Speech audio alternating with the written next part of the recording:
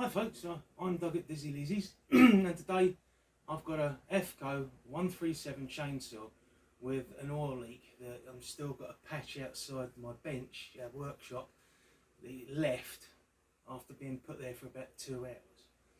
Very simple problem, and just the silicone sealant that had gone on it, and I'll show you what I've done to repair it.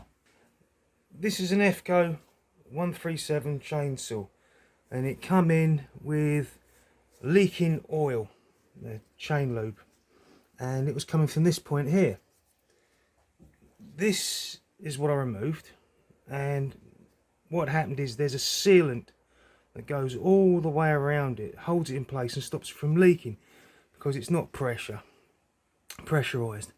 And so what I've got to do, what I've done is cleaned all this out, cleaned this off, and now I'm going to apply some of this silicone sealant compound around here, and that should hopefully seal the leak and the customer can do it. Because it's a 2006 machine, this is now obsolete, but it's still available for the 2008. It's strange.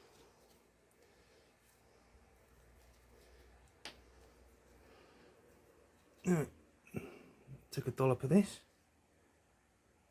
not too much, because if you put too much it will go all over the place where you don't want it to be, but this was actually all the way around here, and where it leaked from work, when I opened it up originally there was red sealant all here, and that's where it was coming from.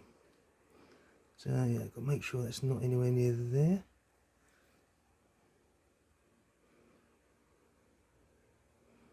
Make sure it's thoroughly applied. And now it just slides in there.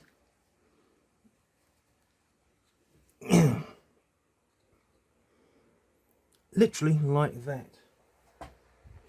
I'll take small little delicate screwdriver and tap it in to make sure it is got a seal, and I'll come back to that in a little while, and hopefully when I fill it up with oil it won't leak anywhere. I've fitted the pump so it seals the system, and for an hour it's been filled with oil and no leaks so far. I shall check in the morning to see if it's leaked any further, but so far after an hour it's doing good.